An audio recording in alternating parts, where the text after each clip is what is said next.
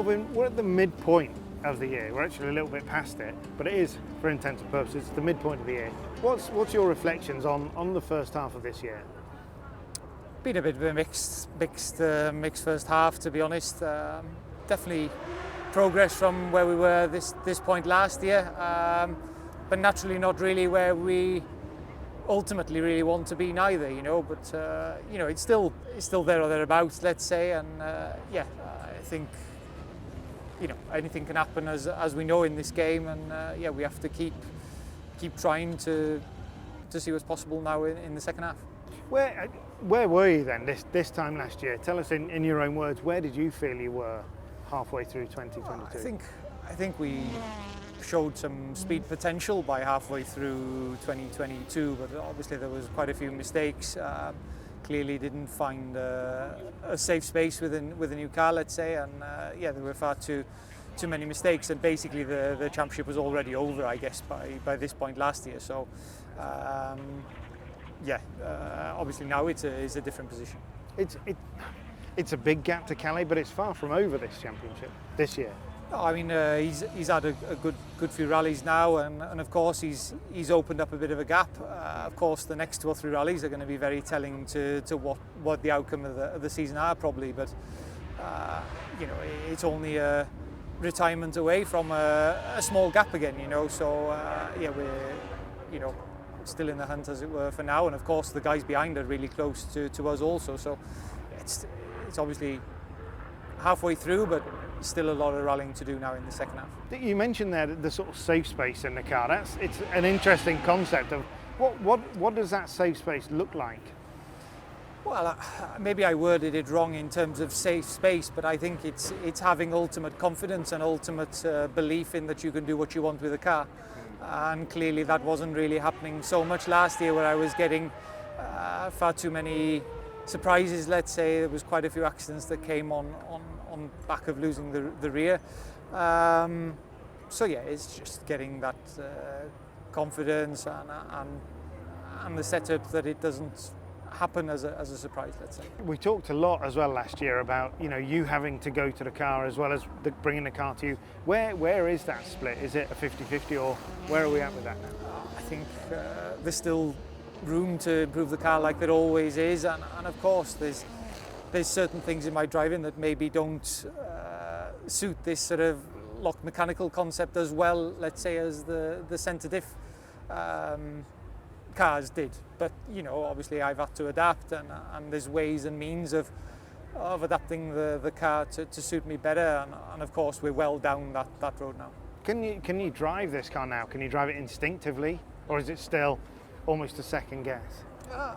It's relatively instinctively, yes, but I would still say it doesn't fit quite like a glove like the old one did still. I mean, with that I could do basically whatever I wanted with it, you know, so yeah, naturally I'm a bit of a fussy driver, you know, so yeah, the car is working well, there's no doubt about that, you know, but obviously it's taken longer than we would have liked for this to arrive at this place, let's say. And it is more difficult, isn't it, when you've gone from that perfect place to then accept compromise?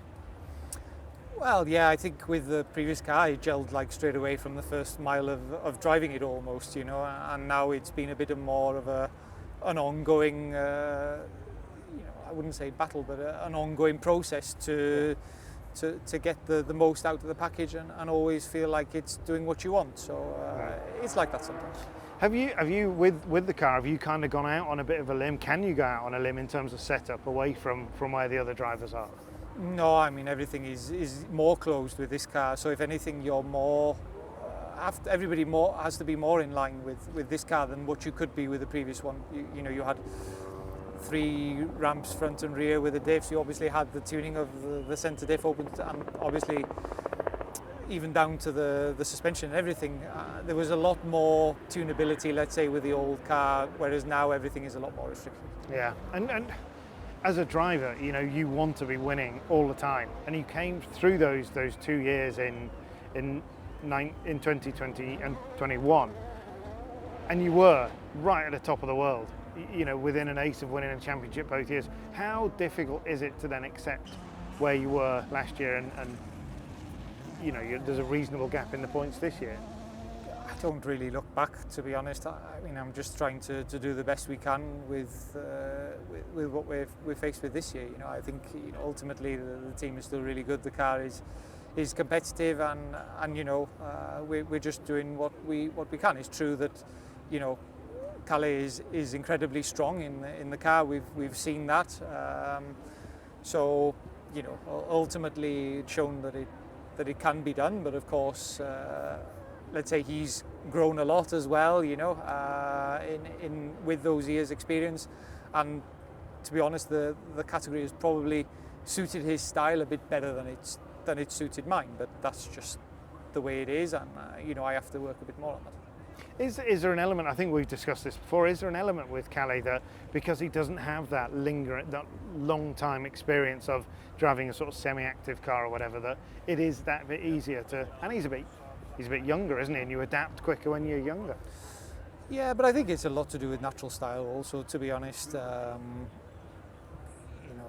I think it comes very, very naturally to him to drive in that way. And a bit more with the rear of the car. Yeah, I guess so, yeah. Sébastien Ogier, I think it's fair to say he's benefited from a place on the road. Mexico, Sardinia, some of the rallies he's done. But still, how do you explain that he is where he is, having missed 2 rounds of the championship? Well, I think you look at his CV, that should tell you everything you need to know. Yeah, I mean, he is still that good, isn't he? Yeah, clearly, yeah. In terms of the team, how is the sort of dynamic in the team now? We've obviously got Sébastien coming in and going out, and Taka scoring points sometimes. Is it still kind of as cohesive as it has been in recent years? Yeah, I would say so.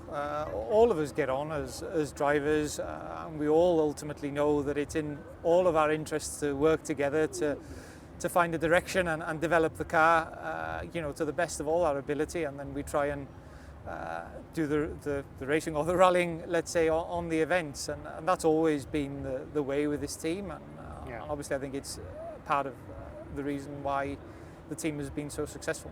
Yeah, absolutely. And it's fair to say you've been in the championship a few years now, and we've seen, the ebb and flow of WRC. And where do you think the championship is right now in terms of where it has been and where it could be, in terms of promotion as well as sporting? Yeah, I mean, it depends how long you've got, really. I think it's clear that there's a lot of areas for improvements with the promotion side, but obviously I'm not a promoter, so it's not really fair for me to comment neither. I think, to be honest, I try and concentrate on the driving and let someone else do that job. Yeah, but I mean, you've witnessed the sport through Gwyndaf, through your father, for a lot of years as well. And if you were to pick one sort of generation, one era, when would you go back to, or is it still now? Is this the best time in the WRC? There's always change, isn't there? I think there's pros and cons to everything. I think the drivers of previous years probably enjoyed the sport a bit more. I think there was a bit more, probably a bit more free time, even if the time away from home was longer with these long recce's and that type of thing. I think obviously what we do now with the video and everything is very intense for the time that we are away, and obviously there's no atmosphere there, if you like. It's all work and almost no play. Of course, driving the car is still the bit that we get to enjoy, and of course the reason we do it. But of course the video work and everything really makes the week quite drawn out, and I think that's often the bit that people don't see. When we maybe been guilty of complaining a bit of these 16-hour days, it's then that you go back to the room and then there's 2 or 3 hours video to do on top of that then, so yeah. It is. I mean, it's absolutely, like you say, it's so intense now. But as well, do you think you're now in the same place that Colin McRae was, Richard Burns, Chris Meek to an element? In terms of the British side of the sport, we're here at Goodwood. This is the first time since 2019 we've seen, World Rally Championship stars in Britain. How much does that hurt you? I don't know what hurts me personally that much. I don't know. I'm obviously in.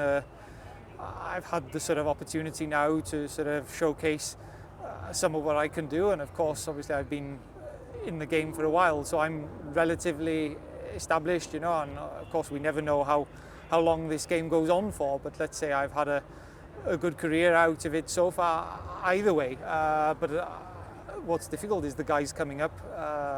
There's no structure, there's no pathway, there's no competition. It's all happening in the UK. So where the next one is coming from is the worry, I think, from that side. Yeah, I actually phrased that question really badly. What I meant was, we miss Rally GB as British fans. I'm sure that where you're from. It was in your back garden. Yeah. I'm sure if you ever pop down the pub, what's the feeling down there now that we've got nothing, have we? No, we've got nothing, but there's no structure at all to build up to it neither. In a way, I think of course Rally GB is a massive miss, but almost the structure behind it has all crumbled with the loss of it as well. So it has more than the effect on just having a UK round of the world championship. It's the effect that it has then on to UK rallying as a whole as well, I think. What we need is an ambassador. Is that Elfyn Evans? Are you the ambassador? I don't think so. Of course I would do anything that it can to help bring it back, but I think it needs more than an ambassador, to be fair. In terms of ambassador characters in the sport, I mentioned Colin and Richard, what have you. We've had some really big characters, and actually a lot of those stories came from the free time and the stories from the recce that we've all heard that we're never going to mention again. But do we miss those kind of characters? Yeah, definitely. I'm not one of those characters. That's fair to say. I come, I enjoy my rallying, and that's it. But it definitely does have an impact. I think people do enjoy watching characters. You only have to watch Formula One to sort of understand and what's happened with Drive to Survive, I guess, and allow people to have their characters come out a bit more.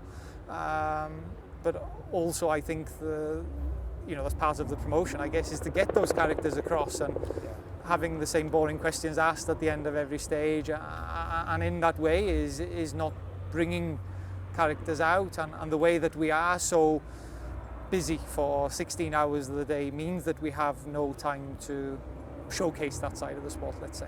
Just 6 or 7 days ago, British Grand Prix was all over the British media. I'm sure it was all over the TV. Does it offend you a little bit that you're at the same level as the likes of Lando Norris or Lewis Hamilton, and whatever they do, it's broadcast across the world? I'm sure that's the last thing you'd want, but does it narc you a little bit that they're there and we're here? It doesn't knock me, to be honest, but I think in terms of the profile of the sport, then of course it harms, and even for the structure of rallying as a whole, it harms.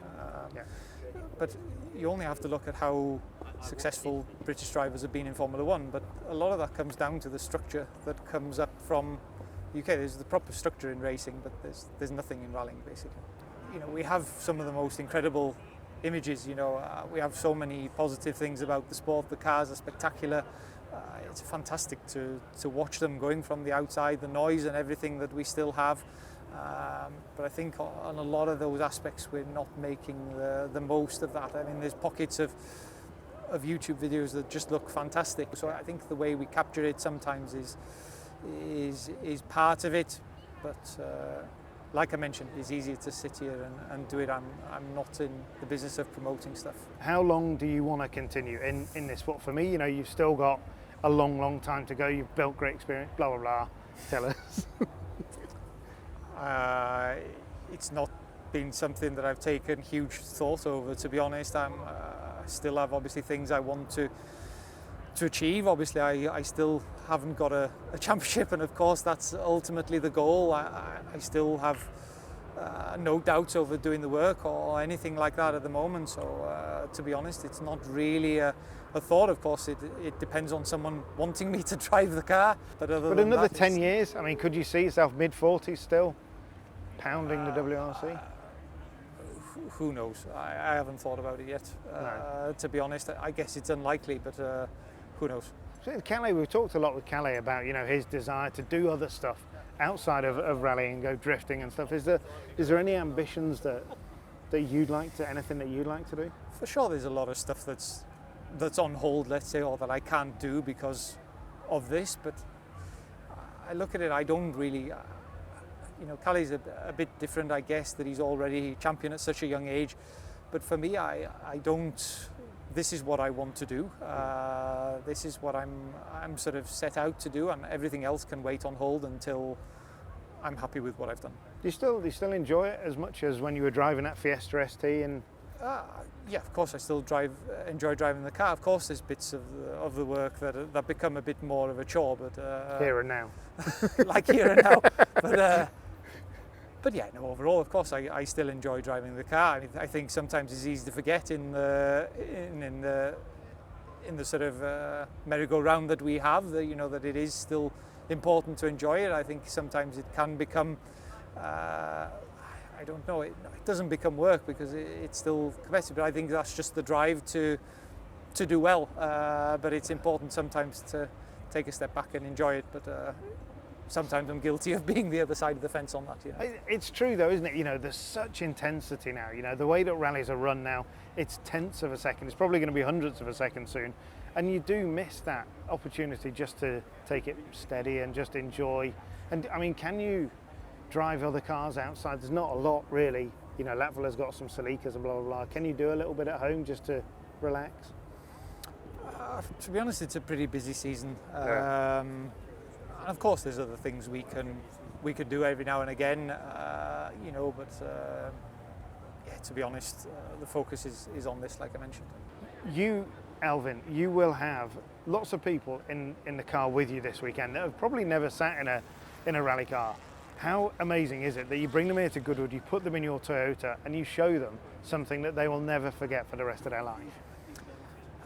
I think every time you put someone who's not been in before, it's always a shock, even if there's someone with, and it's even more so, I guess, to someone who has a bit of experience in some sort of car racing, some sort of fast driving or other competition in some other discipline.